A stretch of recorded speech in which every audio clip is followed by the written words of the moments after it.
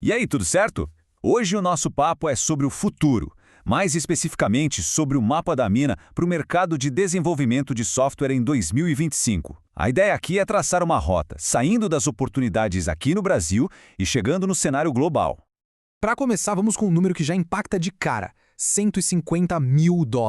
É isso mesmo. Esse é o potencial de ganho anual para quem é dev no Brasil e trabalha para o mercado internacional. É um valor que, vamos combinar, muda o jogo para qualquer carreira.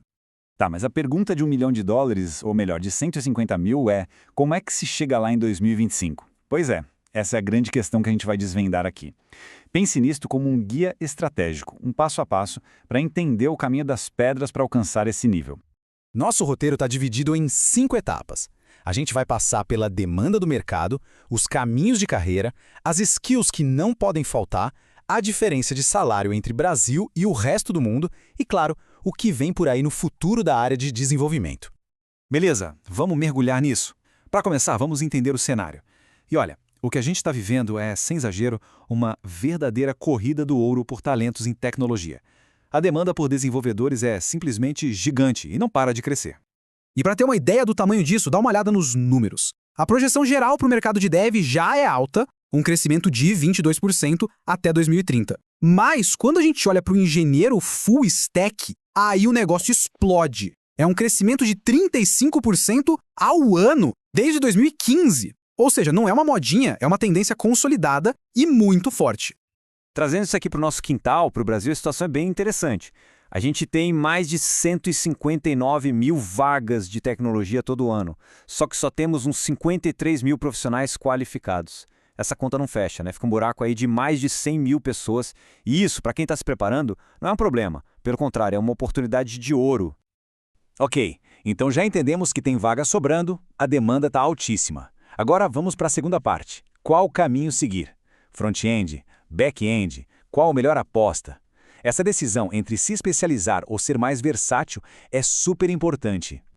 De forma bem simples, é como se fossem dois lados da mesma moeda. De um lado, o front-end. É aquilo que todo mundo vê, a interface, a experiência visual, é a vitrine da loja, sabe? Bonita, funcional. Do outro lado, o back-end. É o que acontece por trás das cortinas. O servidor, o banco de dados, a lógica, é a engrenagem que faz a loja toda funcionar. Um não vive sem o outro. E aí entra a figura do desenvolvedor full stack. Quem é essa pessoa? É quem manja dos dois lados. Entende da vitrine, mas também sabe construir e cuidar de todo o maquinário lá nos fundos. É a pessoa que faz a ponte, que conecta esses dois mundos. E claro, essa versatilidade toda tem um prêmio. Quem é full stack costuma ganhar, na média, de 20% a 30% a mais que um profissional focado só em front ou só em back. O recado do mercado é claro: ele paga bem e muito bem por quem tem essa visão do todo. Beleza, já entendemos que ser full stack é um bom negócio. A pergunta agora é: como se tornar esse profissional? O que precisa saber? É isso que a gente vai ver na terceira parte, o kit de ferramentas essencial para qualquer dev em 2025. Então, vamos lá. Essa tabela resume bem o que é preciso. Para o front-end, não tem como fugir de JavaScript e TypeScript, e dominar o framework como React é quase obrigatório. Já no back-end, o leque abre um pouco mais. Python, Java, Node.js tem várias opções. E não dá para esquecer dos bancos de dados, tanto o SQL quanto o NoSQL, e das ferramentas de DevOps. Olha, Docker e Kubernetes hoje em dia são o básico, é o padrão do mercado. E olha, pode parecer muita coisa, mas dá para estruturar esse aprendizado. Com um plano de uns 6 meses de estudo focado, dá para construir uma base bem sólida. A dica é seguir essa escadinha. Começa nos fundamentos, depois vai para um framework, aprende sobre bancos de dados e, o mais importante de tudo, bota a mão na massa. Construa projetos que usem tudo isso junto. É na prática que a mágica acontece e o conhecimento fixa de verdade. Certo, agora que a gente já sabe o que estudar, vamos falar da parte boa, o dinheiro. Na nossa quarta sessão, vamos colocar na balança os salários aqui no Brasil contra o que dá para ganhar trabalhando para a gringa. E a diferença é bom, ela é brutal. Se liga só, um dev back-end sênior aqui no Brasil já ganha muito bem, algo em torno de R$ 20 mil por mês. É um salário excelente.